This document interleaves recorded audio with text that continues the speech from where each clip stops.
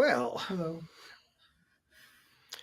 6.5 shows into the tour, and the momentum seems to be continuing and maybe even building. A fine first set. I'll say some really. I was noticing there were no gazintas. Every song ended and then another Yes. one started, which is somewhat interesting. And it was more like short songs, but there were some wicked ass jams in there too. So I'm not complaining. Yeah, and sometimes those short song first sets sort of portend something more expansive in the second set. One giant, seamless, unending suite of music. So we'll see. We'll see what the boys have up their sleeve. They're full of surprises, as they were last night with a Hell in the Bucket deep in the second set, post drums. I can't remember when or if I've ever heard that. And There's a,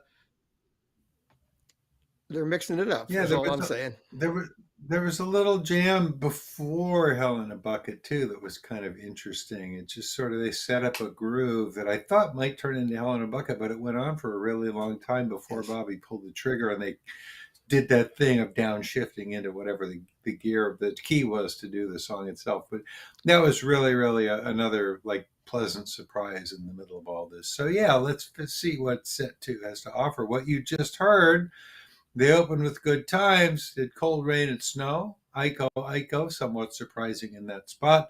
Ship of Fools, Big River, Here Comes Sunshine, and Cassidy with a great jam in the middle of it. Here Comes Sunshine had a not too shabby jam either. And We are here on this show called Dead Air. We being me, Gary Lambert, and over there, am I pointing the right way? Yes, I am, David Gans. It's not like looking in the mirror here, folks. It's sometimes disorienting, but um, we are here on behalf of Nugs.net, who are bringing you this live stream of the entire show, or you may be catching this as the free preview of set two. They offer this free preview to give you an idea of what you might see if you do connect with Nugsnet and purchase individual shows or the entire package of the tour, which you would get at a discount. And you can also subscribe to Nugs.net on different levels to access an amazing archive library, what you will, of music, streaming music. The only online streaming service totally dedicated to live music. And that's a really valuable thing for all of us live music freaks. And I know I'm speaking to a lot of you out there. You can get these live streams. You can stream an amazing, deep archive of stuff from so many bands, Dead and Company and various Grateful Dead family bands. But there's also stuff by Fish and Wilco. And they just added for streaming Bruce Springsteen. Bruce Springsteen has had a deal with Nugs for releasing vintage shows for download for some years. But now they have put out a fantastic career spanning library of stuff. They call it the Freehold Drop, Freehold being Bruce Springsteen's hometown. And it shows dating back to the legendary Roxy show in 1975, but right when Born to Run had just come out, and all the way up to 2014 with the E Street Band, some Bruce solo stuff. So if you are a Bruce Springsteen maniac, I confess I am. Uh, you will Me really want to too. check this out. I just dipped a toe in it this afternoon, and I'm really excited that this development has happened on Nugs. But you can get so much stuff from Nugs, different levels of involvement and engagement, different technical. You can get higher res streaming and higher res recordings. You can purchase recordings for download. It's an amazing, amazing system, and we're very happy to represent it here on these shows. And also, if you just want the Dead and Company current stuff, you can get the audio downloads of these shows in various formats also from nugs.net. I believe there's a link you can go to nugs.net/deadco that takes you directly to the specific things that are related to this band. And we know that the archive, their audio archive, includes every freaking show they played going back to 2016 when the band was brand new. So it's worth exploring, and they are the reason why we're here, which is why we're telling you about them. That's right. And There now is a maybe free we can move trial. on to our I was just going to say there's a go free for it. trial, by the way, too. So you can check it out for 7 days. And we think you'll be hooked if you listen to some of this archival stuff. If you have seen this free preview, you can go back and watch this entire show or go back and watch earlier shows in the tour.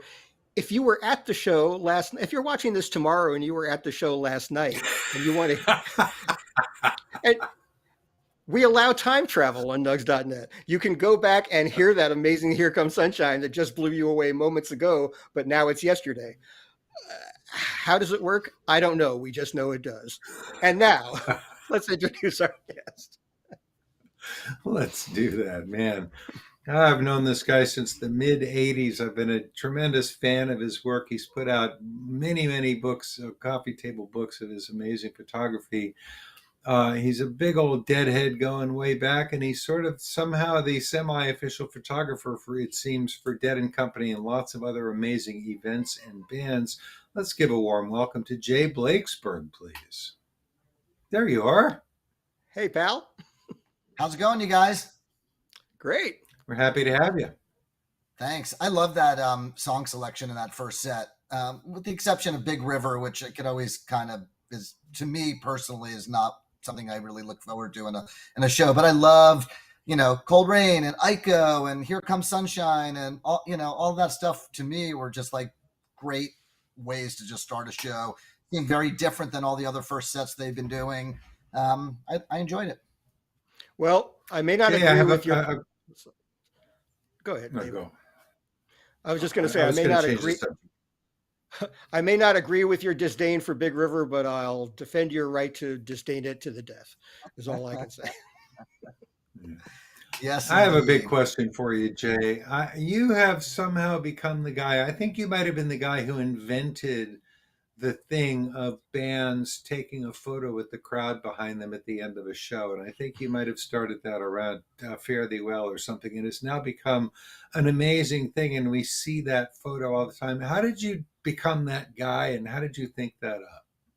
Well, that particular shot at Fare Thee Well, I had been thinking I wanted to do something like that.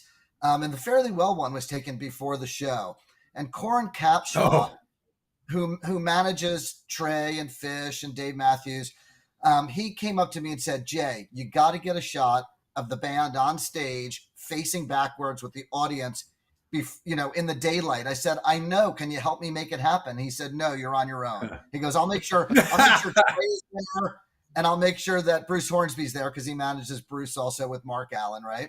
And so I knew that there was no way that the band would pose for a photo for me. So I sort of made up a story, and I went to Matt Bush first because Matt gets it, right? And I said, I have this idea.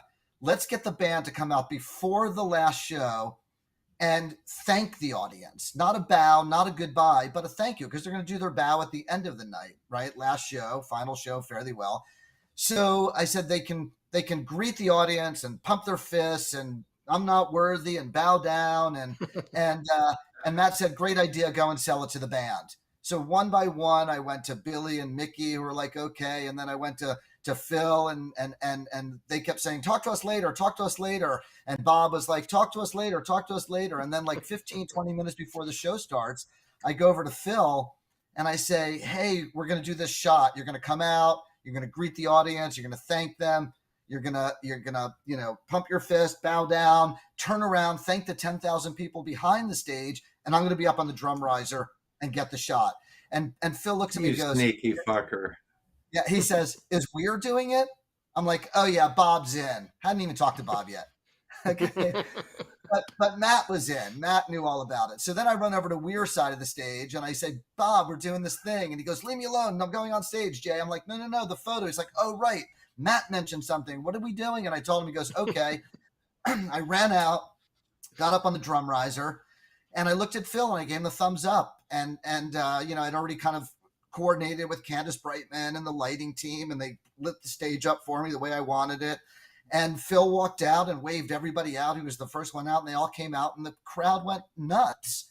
I mean, it was a moment. It was like the biggest moment of my career. I felt like that was, you know, I Yeah. mean, I had been shooting this band since I'm a teenager, and now I'm the guy on the drum riser, and ultimately I got the shot that sort of defined the 50th anniversary of this band that I've been in love with since I was 15 years old. And so, that arc for me is, going from this teenager who went to Englishtown as a 15-year-old kid in 77 and shot them for the first time in 78 as a 16-year-old to be up on that drum riser. That was a magical moment for me. And I felt like it was pretty magical for everybody that was there. And that was the You got birth of that that right. experience. And then I kept doing it until Bobby kept saying, do we have to do this again? Do we have to do like at every Dead show? So I started spacing them out a little bit, but I think that they realized that it was a great shot to use for marketing and social media, and the Yeah. fans are in the photo. And so it's kind of taken on a life of its own. And then, yes, I guess a lot of other people, I don't know if I was the first to do it, but a lot of people have been doing it since. So So, so happy to to be part. so to sum up, it was Corin Capshaw's idea, but you're the guy that made it happen. Yeah, well, I have been thinking, I've been saying I got to do something like this, and he was the one that sort of pushed me over the edge there and was like, "No, like it's all you, Jay. You got to do it." So, and after that picture came out, I think I did an interview maybe in Billboard or Variety magazine or something like that, and I came out and I said, "Yeah, Corin Capshaw was the guy who sort of pushed me in that direction to say you need to do this," and I'm like, "Okay, I'm going to make this happen." And I got some support from, like I said, Matt and the other managers and whatnot. So it was, Benji and whatnot. So it was cool. Well, first of So, all, let me say that that is one of the most triumphant examples of someone beating the herding cats process of getting everyone in the Grateful Dead to agree on something. That's genius right there. And it also was so contrary to anything any of those guys had done before. The Grateful Dead always walked on stage with less ceremony than any band ever. They spend 5 minutes with their backs to the audience, fiddling with their gear before they played. So this was it was inconceivable that you'd ever see those guys do that. So hats off to you, pal. Thank you. I yeah. think they realized also that it was a moment. Like they really did need to thank. That was my pitch. Go out and thank the fans. Don't say goodbye. Don't say, just thank them. And I think they realized that they could do that in a good way. And Mickey, of course, was, he's always game for something like that. Mickey is right there with connecting with the audience and being on that level. How did you get that far to be the guy that was even in the position to do that? I mean, what does it take to become basically the sort of official photographer of a scene like this? Hard fucking work and a lot of it. And Okay. and being in the right place at the right time and showing up. You just got to keep showing up, and that's what I've been doing for the last 40 plus years. I've been showing up on my own or on assignment or at their asking. I mean, all of those things. And I think that also, when I first started shooting, I was just a teenage hippie deadhead with a camera on tour taking LSD and following the Grateful Dead and had a camera with me. And I think when I moved to the Bay Area in the mid '80s, which is about when I met both of you guys. Shortly after that, I was an adult and I had to get a career or make some money or make a living, and I didn't want to, work at, I don't want to work at the hamburger joint down the street, the vegetarian hamburger joint. I wanted to be a photographer, and so I just started shooting everything that I could. One of my other favorite stories is I used to shoot for Relics magazine, which I still do. I mean, I've been shooting for Relics for 40 years. And we used to do a column with a guy named JC Joannis called Bay Area Bits. And we had heard a rumor that Right. they were going to film a video, which was for Throwing Stones at an old abandoned high school in Oakland on Martin Luther King. Well, I just happen to live across the street from an old abandoned high school in Oakland on Martin Luther King Way. And so the day of the shoot, I just walked across the street with a camera and a pocket full of film and just pretended I belonged. And nobody said a word to me. Can you imagine walking on the set of a Foo Fighters video or any band today? And like after about 4 or 5 hours, somebody said, "Who are you shooting for?" And I was like, "Jay Blakesberg, Relics Magazine." They're like, "Okay." Like I was there for 10 hours while they filmed that video on the set of that high school, and again, you just got to take risks and put yourself out there. And then, little by little, I was connecting with different band members. I think actually Bob was the first band member to hire me and pay me money to photograph him in July. I think it was July 1st, 1990. He was doing a new project with Rob Wasserman called We're Wasserman. And he said, they said, we need a photographer. And I was doing all this work with Rob for his record that he was making, which I think was Trios at the time. And he said to Bob's people, hey, we've been working with Jay Blakesberg. And I've been developing my skills and creative technical chops with studio lighting and medium format cameras. And because I knew that I couldn't make a living just being a live concert photographer. I knew if I wanted to shoot magazine covers or features or album covers, I needed to understand how to do studio lighting and to do work with larger format cameras. And that was the first time. And Bob Weir paid me money, and I did those publicity shots. And right after that, I did his book jacket author photo for the book he did with his sister, Wendy Weir, the children's book. I did the second children's book. And then Weir needed a publicity photo for this and that. I did a shoot with him for Bicycling magazine. And all of a sudden I was like this guy that anytime I needed tickets to a show, I'd call Bob's office and talk to the women there and they'd be like, okay, here you go. 2 tickets for every night, 5 nights in Oakland. You're all set. All of a sudden I became that guy, went from that side of the rail to this side of the rail.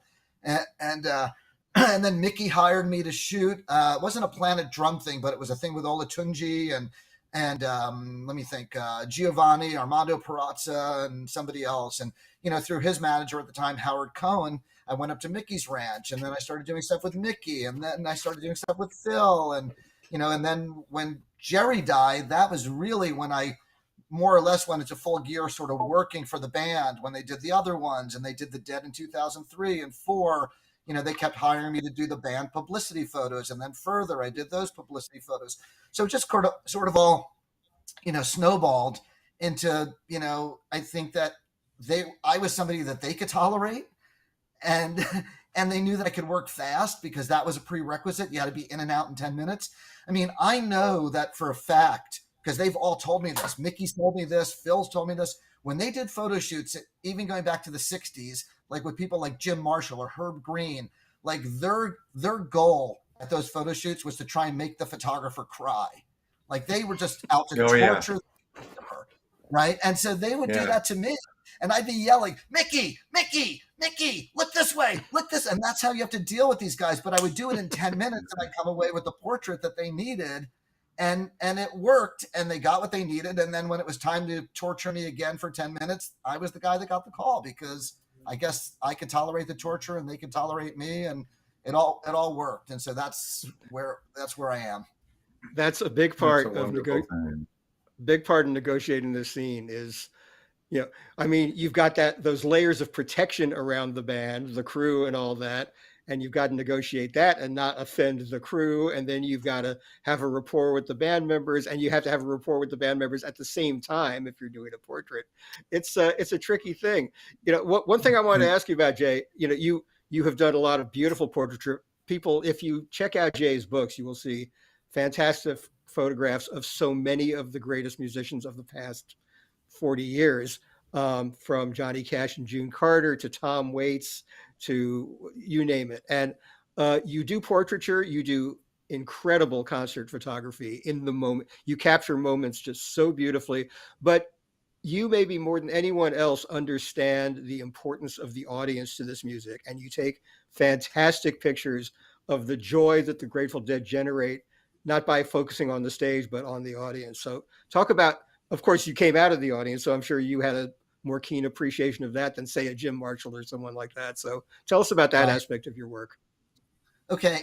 Before I jump into that, I want to do one plug for me because I don't like to plug stuff, but this is important because you brought up my books. I have a brand new book that's coming out in August 1st. Jerry's birthday was the date that we chose.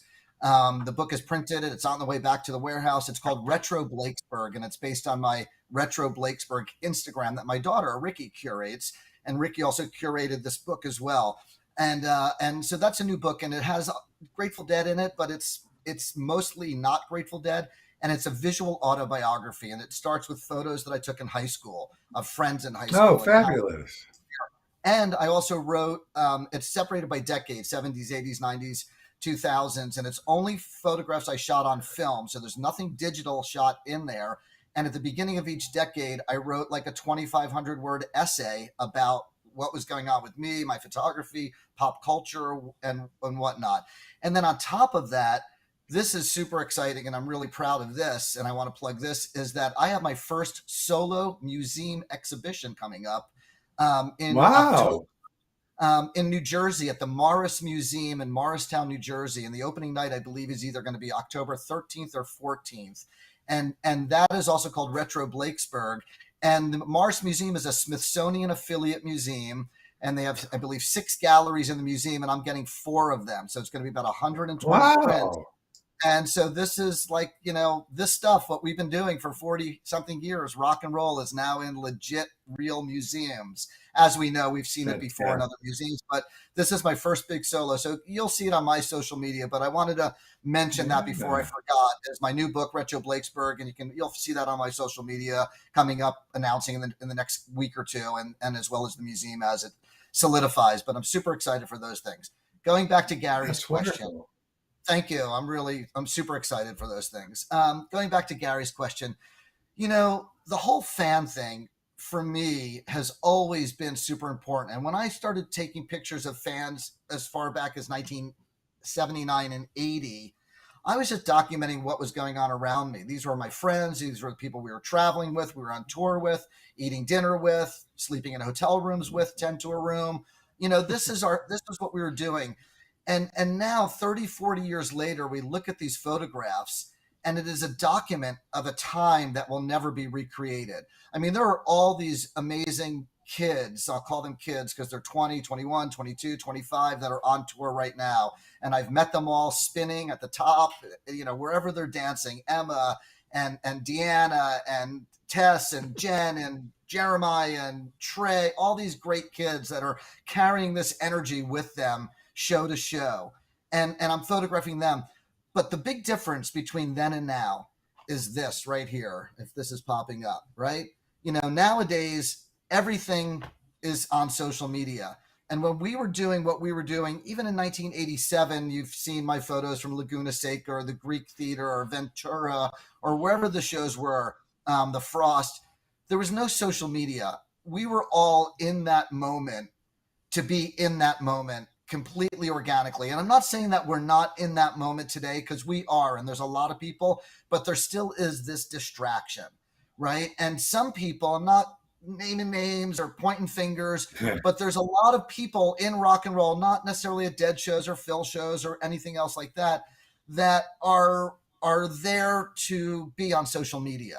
And I think that has changed the nature of the experience. And so the experience that I documented on film, pre-internet, pre-digital, is such a unique place and time. And now that 30 years has gone by, I mean, it's visual anthropology of a modern day hippie tribe, just like what's in the Amazon or in, wherever, right? I mean, we are this unique tribe that was born out of the Haight-Ashbury in 1964, 5, 6, and now is getting close to 60 years. And there's a lot of history and a lot of change and a lot of fashion and culture and ideas and music zeitgeist and cultural zeitgeist and the way we think and the way we deal with food and the environment and recycling and people has all essentially come out of this hippie zeitgeist and is the norm for today. And we're also lucky that the thing that connects all of us that are on this program right now and watching this is the Great American Songbook by the Grateful Dead, that we are so fortunate that we get to watch Dead & Co., Planet Drum and Mickey and his projects, Billy and the Kids, Phil and Friends, Wolf Brothers reinvent and reinterpret, not to mention the thousands of tribute acts and cover artists, David Gans and Gary Lambert, both being musicians, right? That are playing this music in bars and clubs and fields and backyards every single night, every single day. And it's because it is the Great American Songbook, and it continues to evolve, and it continues. And I don't care about the naysayers and people that say Dead and Co is this, or Phil is that, or Bobby is this. None of that matters. What matters is the songs that we get to hear them by the people that wrote them, right? That created them, because this music means so much to me and all of us. And we should just feel so fucking honored that it still exists with these musicians playing it for us. And to me, that's what's important. And that's why I continue to document everything I can in the scene, because it is important from a historical, cultural, and lifestyle perspective till the end of time, while we're still on this earth, in my opinion. Amen. Yeah, really. Well said, sir. Yeah. You know, Jay, something else that you reminded me of is, you shot Fare Thee Well, and the extent to which that was not the end of anything. Phil made a little speech to the crowd where he said, I think, this is not an ending, it's a crossroads. And people diverged, but they all diverged into places where they could express themselves individually and collectively in different combinations. So rather than ending the Grateful Dead ethos, it spread it all over the place. And now you have other bands emulating that ethos and bringing their own personalities to music, younger bands. It's pretty stunning, and none of us could have anticipated it, but here we are. I mean, the jam band community, we're 3 generations in, or 4 generations, the Dead and the Almonds, and then Widespread, Fish, String Cheese, Mo, and now you got Eggy and Sponge and Goose and Pigeons, and it just keeps going. It's never going to end. And all of the, Twiddle, all of those bands are inspired by these songs, this music. And I think that, for me, I love seeing all these new bands. I love seeing this music because of the improvisational aspect of it. Listen, I love Tom Petty. I love Tom Waits. I love the Rolling Stones. And I'd go see them and listen to their music and listen to the records over and over again. But to be able to see any of these bands never play the song that they wrote the same way twice, to me, is intriguing and interesting. And that improvisational aspect of the jam band community, and also just the jam band community. Like, I went to Carlos Santana last night at Shoreline, which was fabulous. And I love Carlos and I love his music. But I was looking at the fans, because I was there a week ago with Deadheads, and it's so night and day. They're great fans. They're into the music. People were dancing. But the way the fans interact with each other is so on such a different level than at a Dead show or a jam band show or festival in general. The way that the social fabric interacts and interlocks in the jam band community, I think, is also so important, and what makes it so special, that we all have this similar DNA, this psychedelic DNA that connects us all and makes us want to talk and shake hands with the stranger sitting next to you. And it's not like that in other places. Real quick, I know we're probably running out of time. I want to talk about one other quick thing. Is another thing that I've been working on is I've been discovering sort of long lost, dormant photo archives. And there's a guy named Ron Rackett. You guys know his name. Yes. And Ron worked with the Grateful Dead from about 1967 to the mid 70s. And me and Josh Barron, who did the Eyes of the World Grateful Dead book 4 or 5 years ago, we were working on a new project, and we found Ron and we started interviewing him. And he said, by the way, I had a camera with me in the 60s when I was working with the band, and I knew how to use it.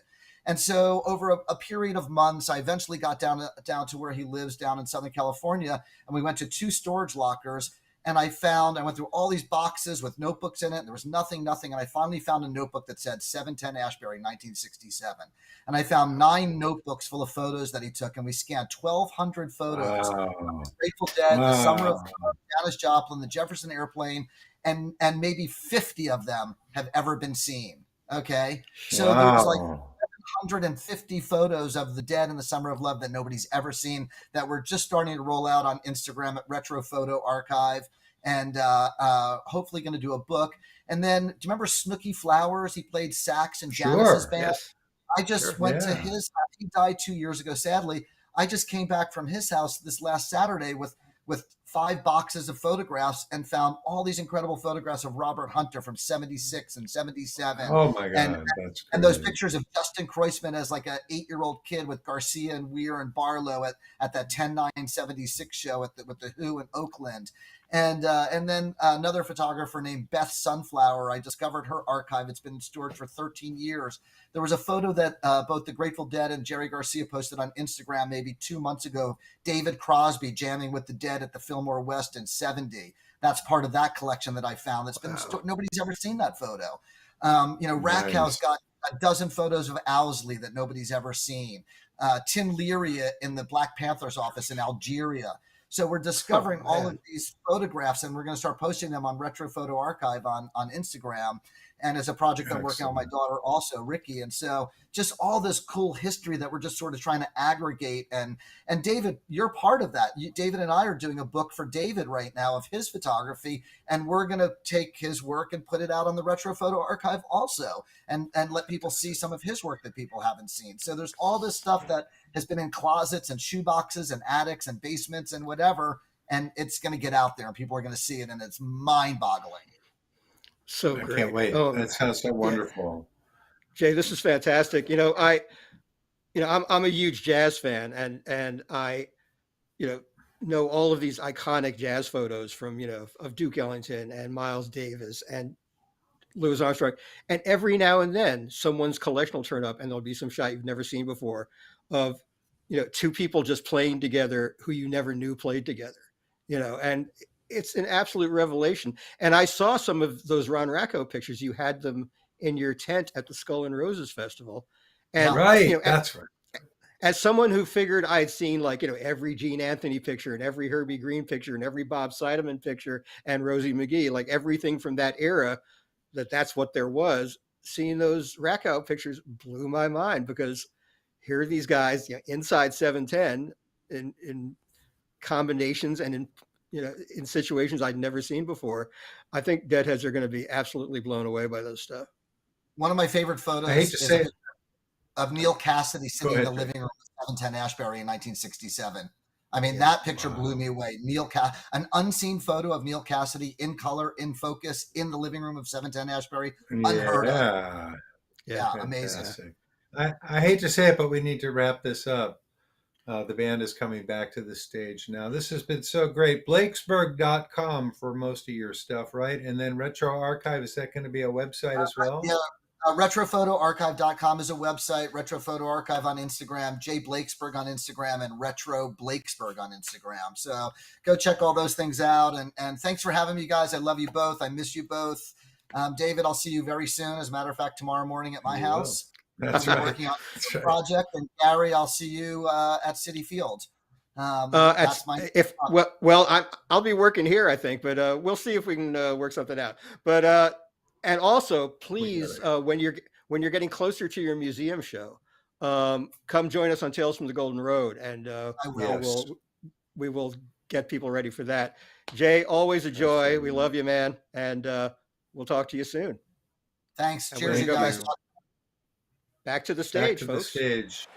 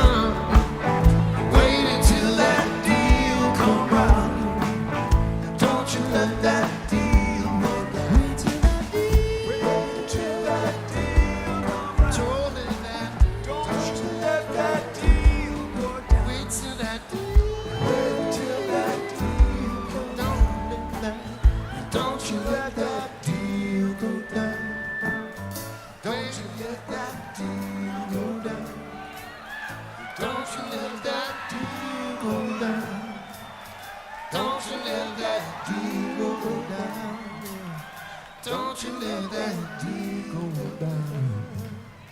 Don't you let that deal go down. Don't you let that deal go down. Don't you let that deal go down. Don't you let that deal go down.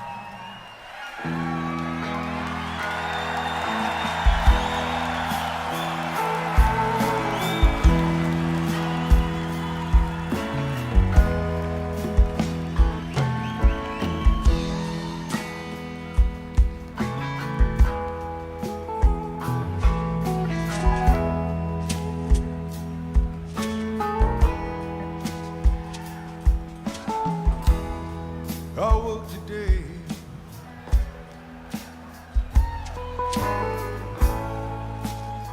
fell inside the bed. The covers were still warm where you belong.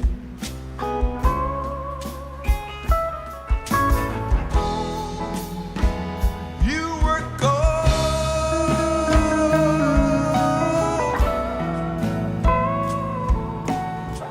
My heart was filled with dread.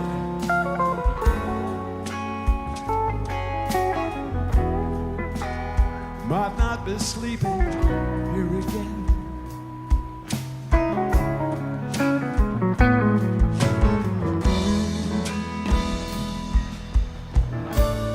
It's alright, 'cause I love you. That's not gonna change.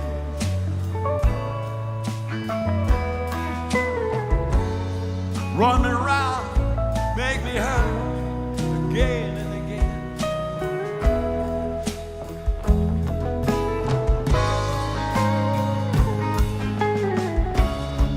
But I'll still sing you love song written in the letters of your name.